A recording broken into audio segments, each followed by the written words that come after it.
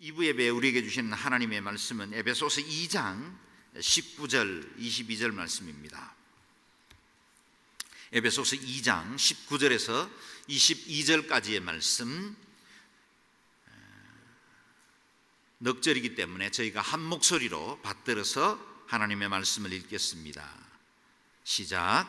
그러므로 이제 여러분은 더 이상 낯선 사람들이거나 나그네들이 아니라 성도들과 동등한 시민이요 하나님의 가족입니다. 여러분은 사도들과 예언자들의 기초 위에 세워진 사람들이요 그리스도 예수께서 친히 모퉁이 돌이 되셨습니다. 그리스도 안에서 건물 전체가 서로 연결돼 주 안에서 함께 자라 거룩한 성전이 됩니다. 여러분도 성령 안에서 하나님께서 거하실 처소가 되기 위해 그리스도 안에서 함께 세워져 가고 있습니다. 아멘. 놀랍게도 이 본문 말씀은 우리가 이번 31일에 저희가 WIT라는 리더십의 리트릿의 주제로 말씀 정한 말씀과 동일하게 일치합니다. 우리 성령님께서 얼마나 고마우신 분인지요. 귀하신 강사님을 통해서 우리에게 먼저 말씀 전해주시게 되었는데요, 최형근 목사님이십니다. 서울신학대학교 교수로 봉직하고 계시고, 또 한국에서는 로잔 언약이라는, 우리 온누리교회의 선교의 모든 기초는 로잔 언약에 두고 있습니다. 로잔 언약이라는 73년 스위스 로잔에서부터 복음주의 교회가 일치해서 한 마음으로 우리의 신앙 고백과 열방 선교, 세계 선교를 감당하기 위해서 고백되어진 문헌입니다.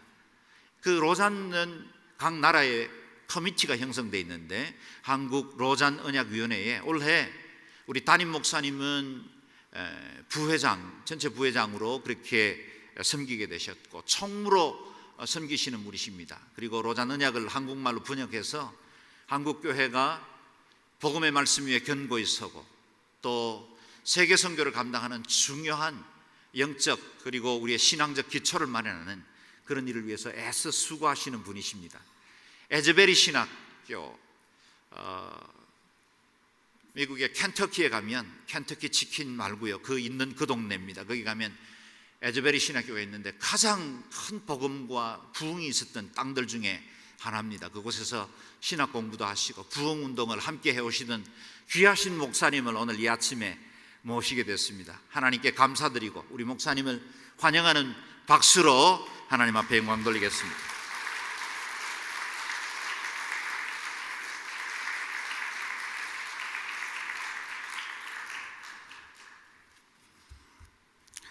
우리 하나님께서 너무 좋으신 분이십니다. 리더십 리트릿의 주제 선구가 제 오늘 말씀하고 같은 본문의 말씀이고, 오늘 또 네 번째 주일, 가족 주일인데 제 말씀의 제목이 하나님의 가족입니다. 저도 알지 못했고 도 목사님도 알지 못했지만은 이렇게 일치를 시켜주셨습니다. 하나님께서는 선하십니다. 그리고 우리에게 주실 말씀을 항상 당신의 마음속에 갖고 계시며, 또한 우리가 무엇을 필요로 하는지, 그리고 우리가 먹어야 될 양식이 무엇인지를 우리 아버지 하나님께서는 잘 알고 계십니다. 하나님을 찬양합니다. 새해 첫 달이 지나가고 있습니다. 지난 한 해 여러분의 가정은 평안하셨는지요? 이러한 질문을 하면은 저나 여러분이나 다 자신이 없습니다. 왜냐하면 오늘날 우리 한국 사회에 전반적으로 안고 있는 고민과 아픔이 바로 이것과 연관되어 있기 때문입니다. 이 시간 우리의 살림살이의 중심이 되는 집, 가족, 가정에 대해서 우리 주님께서 주시는 교훈을 마음에 새기며 우리의 집을 살리고 하나님의 집인 교회의 살림을 풍요롭게 만드는 역사가 사랑하는 성도님의 가정과 또한 이곳 양지 온누리 센터에 넘치게 되기를 간절히 바랍니다. 한민복이라고 하는 시인이 있습니다. 이분이 지은 시집 중에 길들은 다 일가 친척이다 라고 하는 시집이 있는데, 이분이 이렇게 얘기합니다. 집이라는 글자를 읽어보면 발음 속에 공간이 생긴다. 집이 없이 떠난다는 말이 가능할까? 집 속에 살던 내가 집을 떠나면 집이 내 속에 들어와 산다. 집이라고 하는 말을 한번 입에 담아 보시기 바랍니다. 집. 어떤 공간이 생기나요? 여러분의 집은 공간입니다. 어떤 공간인가? 말씀을 들으면서 한번 생각해 봅시다. 우리 모두가 멀리 여행을 떠나기도 합니다. 그런데 여행을 떠나기 전에 우리의 마음은 대개 기대와 설렘으로 가득 찹니다. 그런데 여행을 마치고 집에 돌아와서 이구동성으로 하는 말이 있죠.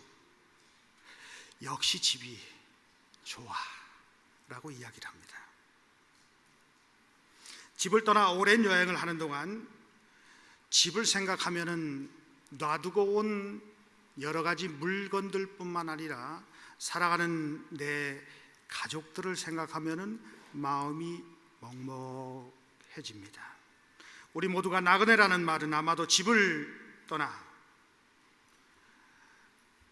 여행을 하고 있는 인간 존재가 집을 그리는 그 원초적인 본능으로 인해서 마음 깊숙한 곳에 집을 안고 영원한 집을 향해 나아가는 여정이라는 생각이 듭니다. 집은 가족이나 가정을 말하는 것입니다.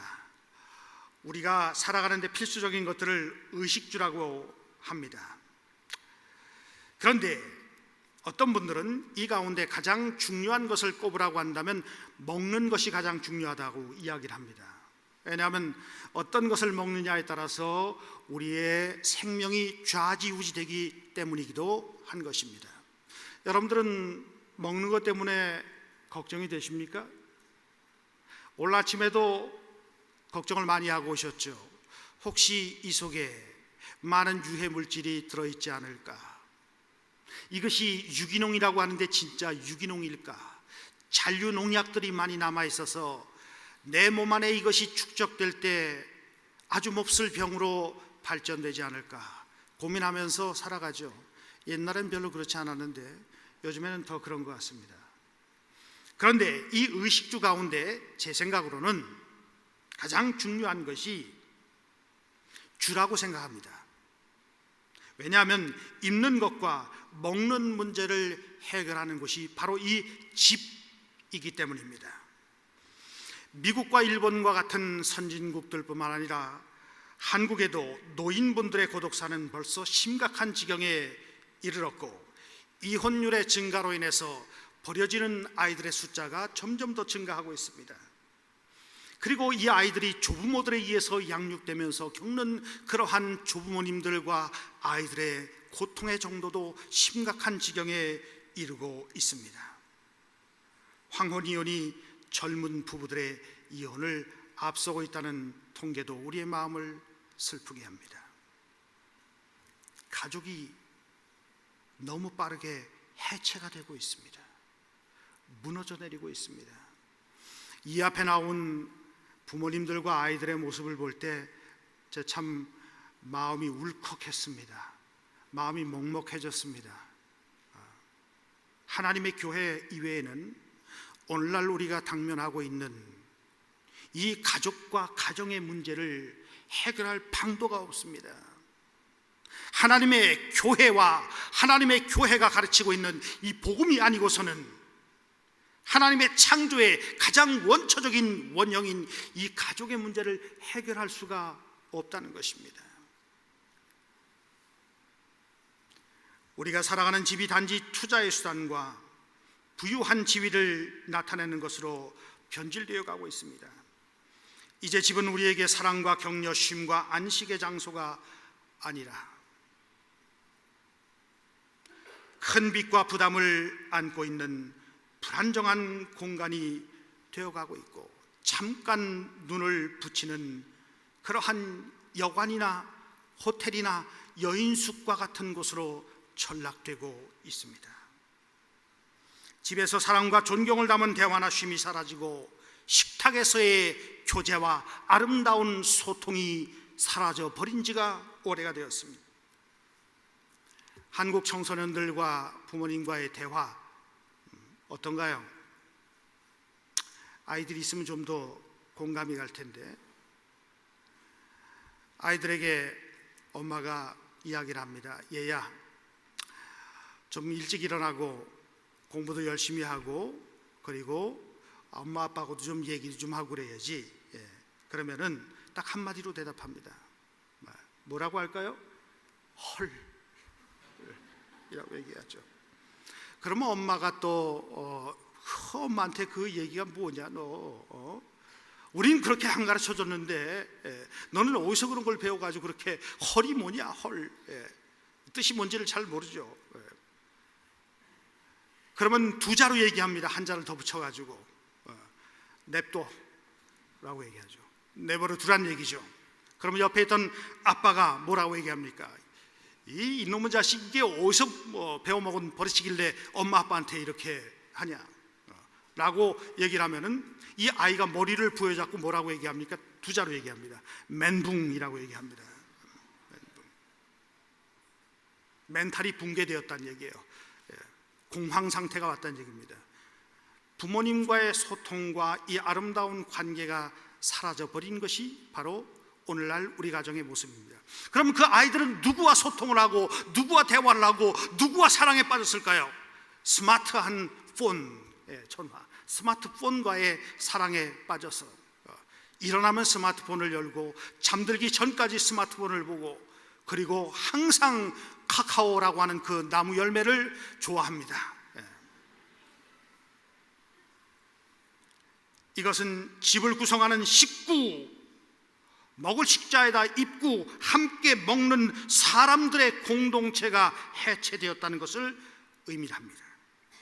우리의 집이 왜 이런 지경에 이르렀습니까? 이러한 모습들을 돌아보며 하나님이 세우시고 지으시기 원하시는 집이란 무엇이고 교회와 가족의 의미는 무엇인가를 살펴보는 것이 새해 벽두 이 한 달을 보내면서 우리가 함께 생각해 보아도 좋음직한 그리고 본질적인 부분이라고 생각합니다. 오늘 본문이 나오는 에베소서는 교회에 관한 책입니다. 본문이 말하는 하나님의 권속은 가정을 의미합니다. 예수 그리스도와 성령 안에서 하나님이 거하시는 처소로 지어져가는 교회야말로 진정한 하나님의 가족이라고 볼 수 있습니다. 가정은 사랑과 돌봄, 존경과 순종으로 이루어지며 좋은 관계는 가정의 살림을 풍요롭게 합니다. 살림의 반대는 뭡니까? 편안하게 대답해 주세요. 살림의 반대는 여기서 나왔습니다. 죽임입니다. 별로 생각해 보지 않으신 것 같아요. 살림의 반대는 죽임입니다. 관계가 깨어지고 소통이 상실되며 그래서 우리는 어려움을 겪고 있습니다. 하나님과의 관계, 사랑하는 아내와 남편과의 관계, 아이들과의 관계, 이웃과의 관계. 아파트는 참 비인격적인 공간입니다. 저는 아파트에 살고 있지만 한국인들의 70-80% 이상이 다 아파트에 살고 있지만 콘크리트 장벽으로 막혀있는 그러한 소통이 사라진 공간이죠. 불이 나면 나갈 수 있는 곳은 딱 하나밖에 없습니다. 무쇠창으로, 무쇠문으로 이루어진 그 철문으로 이루어진 그것밖에는 없습니다. 아니면은 떨어지는 것들에는 날개는 없다라고 해가지고 공중으로 나를 수밖에 없는 그러한 지경입니다. 소통이 사라졌습니다. 외형적으로도 그렇고 내적으로도 그렇고 정신적으로도 그렇고 영적으로도 이런 현상들이 우리 사회와 교회 안에도 이미 자리를 잡고 있다는 것입니다. 하나님과의 관계가 사라지고 있습니다. 화해의 중보자이신 예수 그리스도가 절대적으로 필요합니다. 중보라고 하는 얘기입니다. 소통을 이루어 주시고 막힌 담들과 장벽들을 허무시고 그 예수 그리스도의 보혈의 공로로 말미암아 우리의 입속에 사랑의 언어를 담아주시고 우리의 입속에 복음을 증거할 수 있는 그러한 말들을 담아주시는 그분이 바로 우리 주 예수 그리스도이시라는 말씀입니다. 그분이 없으면 오늘 본 말씀이 이야기하는 것처럼 전에 멀리 있던 너희가 라고 했는데 그리스도와 하나님과 멀리 떨어져 있는 상태에 처할 수밖에 없습니다. 이것은 결국 소망이 없다는 이야기이고 하나님 없이 살아가고 있는 인간의 모습을 이야기하고 있습니다. 우리 안에 평화가 이루어지는 것은, 진정한 평화는 오직 예수 그리스도밖에는 없습니다. 바로 이 평화와 평안, 샬롬은 관계를 지칭하는 말입니다. 예수 그리스도의 십자가의 보혈의 공로가 아니고서는 우리의 관계에 있어서 생명의 역사가 일어날 수가 없습니다. 다시 말씀드립니다. 절대로 불가능합니다. 그런 가정도 교회도 마찬가지입니다. 본문 19절로부터 22절의 내용은 1절에서부터 18절의 내용을 요약하는 것이며 13절의 내용, 전에 멀리 있던 너희가 그리스도 예수 안에서 그리스도의 피로 가까워졌느니라. 인간적인 방법을 아무리 동원해 보시기 바랍니다. 안 됩니다.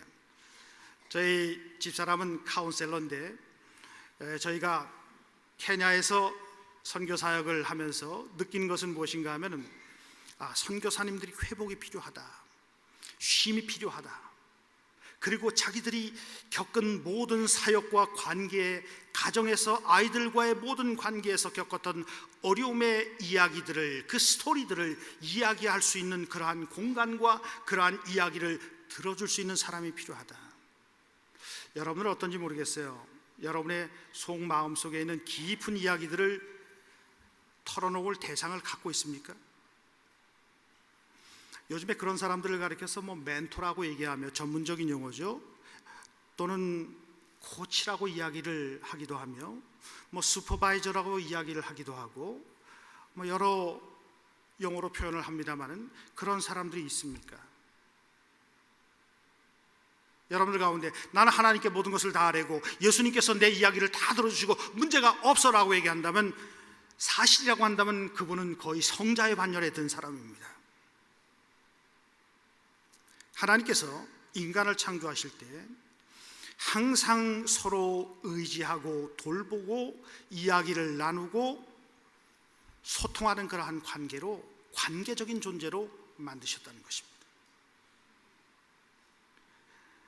선교사님들이 저희 센터의 하트스트림입니다. 마음의 흐름이라고 하는 하트스트림인데, 그곳에 들어와서 한 주일 혹은 3박 4일, 2박 3일 디브리핑을 합니다. 디브리핑은 이야기를 하는 것입니다. 선교사님들의 이야기를 들어볼 때 저희가 한 300상 정도를 이야기를 듣고 카운셀링도 하고 했는데, 가장 어려운 것이 가족의 문제였습니다. 특히 부부의 문제가 가장 어려웠습니다. 근데 저는 그것을 지극히 정상적인 것으로 보고 있습니다. 어떤 가정에서든 누구에게서든 다 똑같이 일어날 수 있는 일이기 때문에. 그런데 문제는 무엇인가 하면 그 부부의 이야기를 털어놓고 예수 그리스도 안에서 그 모든 것들을 소화해내고 그 문제들을 해결해낼 수 있는 그러한 공간이 필요하다는 것입니다. 그것을 들어줄 수 있는 사람이 필요하다는 것입니다. 근데 선교사님들이 아우성치고 있습니다. 그러한 사람을 발견할 수가 없다, 그러한 공간을 찾을 수가 없다라고 이야기를 하고 있습니다. 그러한 공간을 만들고 그러한 전문 인력들을 만드는 일이 교회에서 할 일입니다. 19절은 성도들과 동일한 시민이요 하나님의 권속 가족이라고 말합니다. 이 말은 예수 그리스도로 인하여 우리가 하나님의 가족이 되었다는 말입니다. 하나님 나라의 시민은 하나님의 통치를 받는 자들이며 하나님의 권속은 하나님과 친밀한 관계를 맺은 사람들을 뜻합니다. 하나님의 집은 하나님께서 창조하신 우주 만물입니다. 원래 집은 하나님께서 세우셨습니다. 그래서 시편 127편에 시편 기자가 고백하는 것은 여호와께서 집을 세우지 아니하시면 세우는 자의 수고가 헛되다, 이렇게 말하고 있습니다. 사람은 하나님의 형상을 따라 창조되었기 때문에 집을 짓는 존재입니다. 집을 짓는다는 것은 공간을 창조하고 그 공간을 채우는 것을 의미합니다.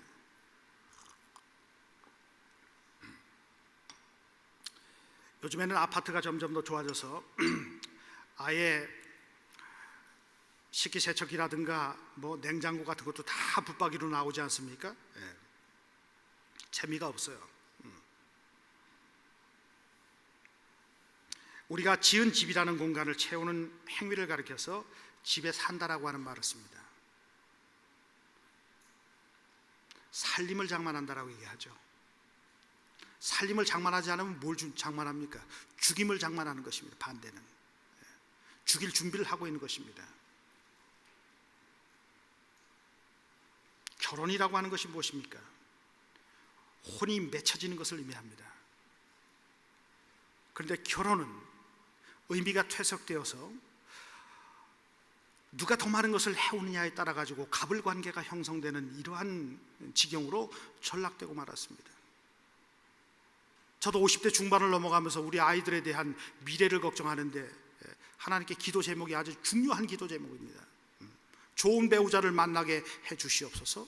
그리고 결혼이 의미를 명확하게 알게 해 주시옵소서. 나도 아버지이지만은, 그리고 결혼을 했지만은 남편이 되는 게 제대로 무엇인지 모르고 결혼을 해버리고 말았습니다. 그리고 부모가 되는 것이 무엇을 의미하는지 제대로 모르고 부모가 되었던 그 경험이 있습니다. 시행착오를 했던 것이죠. 대부분이 다 그럴 것입니다. 어떻게 그 집이라고 하는 공간을 채우고 그 집에서 온전한 살림의 역사를 이루어낼까? 이 집이라는 말의 헬라어 원어가 오이코스라고 하는 말입니다. 이 말과 똑같은 어근을 갖고 있는 헬라어에는 생태, 이컬러지라고 하는 말이 있고 경제, 이코노미라고 하는, 바로 다 이 집에서 나온 것입니다. 생태는 우주 전체를 하나님의 지으신 하나의 집으로 보는 것이고, 경제는 그 집의 살림을 풍요롭게 만드는 것을 의미합니다. 이게 성경적인 의미입니다. 우리는 집에 대한 이 두 가지 관점을 통합할 필요가 있습니다. 바로 이 오이코스에서 나온 헬라어의 오이코노미아라고 하는 말은 성경에 나오는 하나님의 경륜을 의미합니다. 이 하나님의 경륜은 하나님의 경제를 의미합니다. 이스라엘 백성들이 출애굽해서 광야를 지나오고 40년을 살아갈 때에 하나님의 경제가 작동을 했습니다. 하나님께서 그들을 먹이시고 그들을 입히시고 그들이 거주할 공간을 그 광야 가운데 만들어 주셨던 것입니다. 그 공간 가운데 가장 거룩한 공간을 가리켜서 장막, 회막이라고 이야기를 하고, 그것이 정착 문명인 가나안 땅에 들어와서는 성전이 되었던 것입니다. 그 공간, 여기도 공간입니다. 이 공간이 무엇으로 채워져야 될까요? 하나님의 임재, 하나님의 경제, 하나님의 말씀으로 우리가 먹고 있습니다. 하나님의 성령의 능력으로 우리의 영혼을 채우고 있습니다. 그것이 아니고서는 우리가 살아갈 수도 없고 우리가 살아가야 할 존재의 의미를 발견할 수도 없게 되는 것입니다. 여러분, 집을 짓고 살아간다는 것은 단순히 돈과 연관된 경제적인 행위를 넘어서서 하나님이 만드신 온 세상에 존재하는 것들과 연관된 영적인 행위입니다. 환경을 보존하고 쓰레기를 제대로 배출하는 것도 영적인 행위입니다. 이웃에 있는 사람들을 돌보는 것도 영적인 행위입니다. 제가 이 앞에 앉아서 무슨 생각을 했는지 아십니까? 무화과 나무 잎이 마르고 포도나무 열매가 없으며 외양간에 송아지가 없어 난 즐거워하리라. 너무 힘든 얘기입니다. 이 교회는 큰 교회입니다. 오늘 이렇게 여러 캠퍼스가 있지만 저희 한국교회 70% 이상이 미자리 교회입니다. 오늘 이 순간에도 목사님과 혹은 전도사님과 사모님과 가족과 그리고 신자들 한두 명이 작은 공간에서 예배를 드리면서 무화과 나무에 소출이 없고 외양간에 송아지가 없어도 즐거워하는 그러한 예배를 드리고 있는가? 성령님께서 제게 그 마음을 주셨습니다.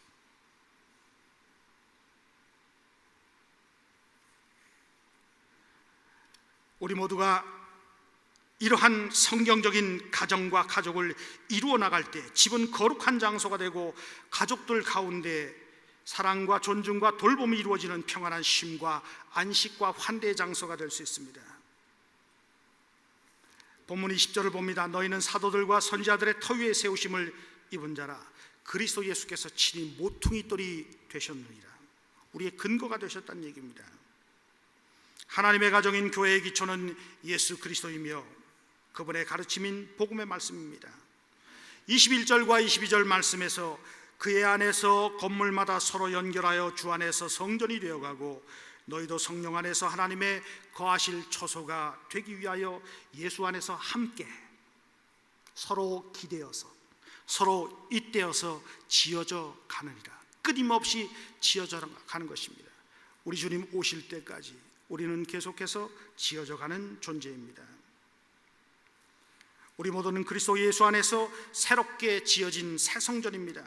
이 성전은 돌로 지어진 성전이 아니라 예수 안에서 지어져 가는 거룩하게 되는 하나님의 형상을 회복하는 그리스도 예수의 성품을 닮아가는 그리고 그분의 발자취를 쫓아가는 예수님의 DNA 유전자를 갖고 있는 유기체로서의 교회이며 가정입니다. 그러므로 많이 모이느냐 어떠한 프로그램을 많이 하느냐가 중요한 것이 아니라 바로 이 본질을 갖고 있느냐가 교회의 가장 핵심을 이루는 요소인 것입니다. 하나님이 거하실 처소는 건물이 아니라 성도입니다. 출애굽기에 보면은 이스라엘 백성들이 출애굽을 해서 급하게 나올 때 가재도구라든가 변변한 천막이라도 갖고 나왔겠습니까? 너무 급하게 나와서 목숨보다 소중한 것이 없지 않습니까? 급하게 탈출했습니다. 집을 떠나서 하는 고생을 무슨 고생이라고 얘기하죠? 집 떠나면? 얘기는 안 하겠습니다. 이 사람들이 홈리스가 됐습니다. 황망한 상태에서 광야로 들어갑니다. 장막을 갖지 못한 사람들은 종려나무 대추 야자 잎을 이용해서 집을 짓기 시작했는데 레위기 23장 43절에서 이것을 초막이라고 부릅니다. 시간이 지나면서 사람들은 염소털이나 양털이나 낙타털을 이용하여 장막을 만들기 시작했습니다. 후에 가나안 땅에 들어가서 정착을 했을 때 사람들은 이제 집을 짓기 시작했습니다. 정착 문명에서 주거 공간이란 인간의 탐욕과 과시욕을 자극하고 주거 공간이 보금자리의 의미를 넘어서 권력과 부유함의 상징으로 변질됩니다. 이제는 아파트에 투자해도 별로 소득을 보지 못하고 아파트 해봤자 안 되죠. 이젠 그 시대가 다 지나갔다고 부동산 전문가들이 아우성을 치고 있습니다. 이스라엘 백성들이 집도 없이 광야에 나와서 홈리스가 되었을 때 하나님의 보호하심과 돌보심이 없이는 살아갈 수 없었던 그 삶을 기억하게 만들기 위해서 장막절이 제정된 것입니다. 초막절이 제정된 것입니다. 신앙은 무엇인가? 하나님께서 우리에게 말씀하십니다. 기억하라 라고 하는 것입니다. 너희가 광야 생활 가운데서 먹을 것 입을 것 거할 처소가 없어서 고통당하던 그때를 기억하라. 내가 누구인지를 기억하라. 내가 너희에게 그 초막을 지어주고 만나를 주고 반석을 쳐서 물을 내게 하셨던 여호와 너의 아버지이다. 신앙은 기억하는 것으로 말미암아 현재의 의미를 발견하는 것입니다. 그리고 앞을 향해서 우리의 삶의 여정을 헤쳐나갈 수 있는 그 힘과 능력을 얻을 수가 있게 된다는 것입니다.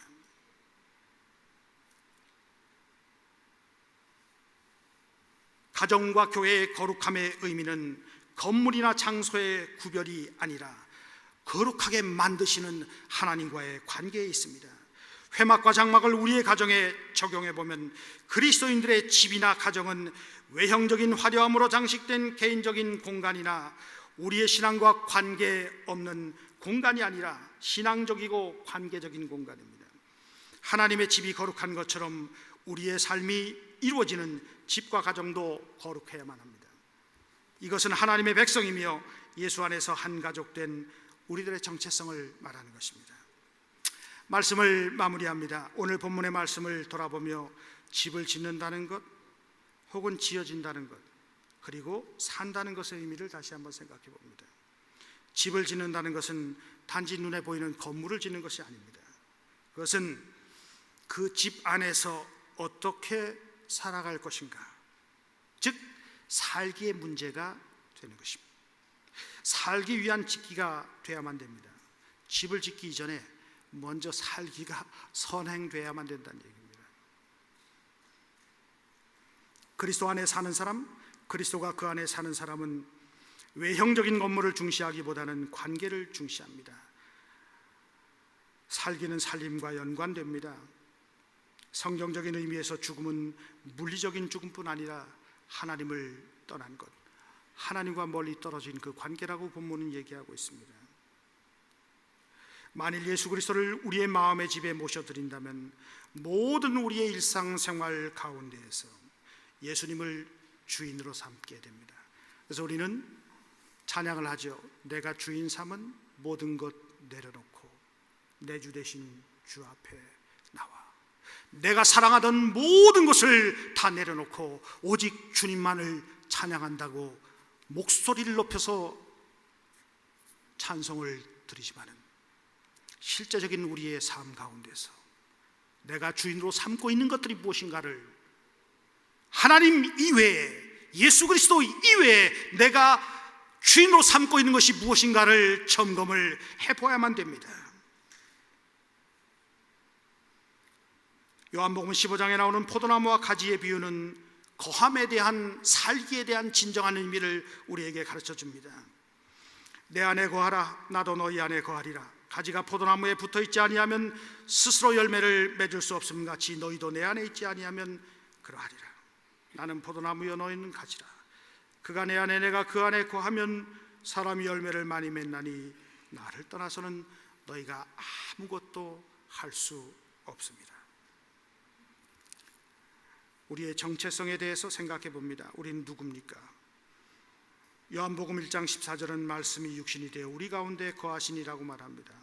성도는, 그리스도인은, 신자는 우리 안에 거하시기 위해서 이 땅에 오신 예수 그리스도로 인해 그분으로 말미암아 하나님이 거하시는 성전으로 지어져가는 사람들의 모임이며, 그리고 친교의 공동체이고 예수 그리스도께서 예비하라고 하신 그 영원한 집을 사모하는 자들의 모임입니다.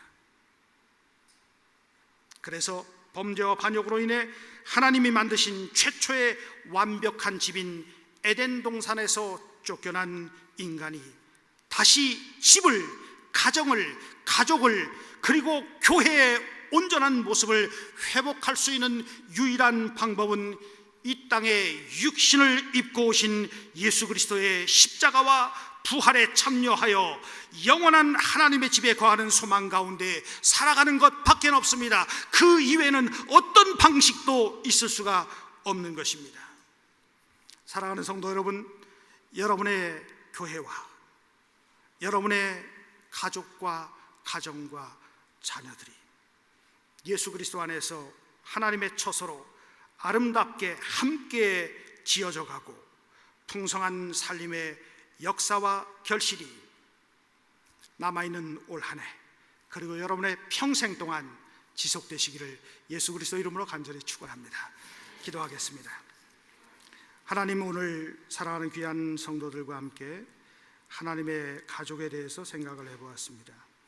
오늘 에베소서 2장을 통해서 우리에게 들려주시는 주님의 말씀을 기억하며 우리의 가정에, 우리의 교회에 살림을 이루는 우리의 모습들을 주님께서 이루어 주시고, 우리의 영원한 소망 되신 주님께서 우리를 위하여 예비하러 가신 하나님의 나라, 그 하나님의 나라를 바라보며 이 땅에 사는 동안 하나님의 교회를 영화롭게 하며 우리의 가정을 회복하며 안식과 쉼과 환대의 장소를 만들어 나갈 수 있도록 인도해 주시옵소서. 하나님, 우리의 마음속에 주님의 마음을 허락해 주시고 주님을 사랑하는 마음을 더욱더 충만케 하여 주시옵소서. 예수님의 이름으로 기도합니다.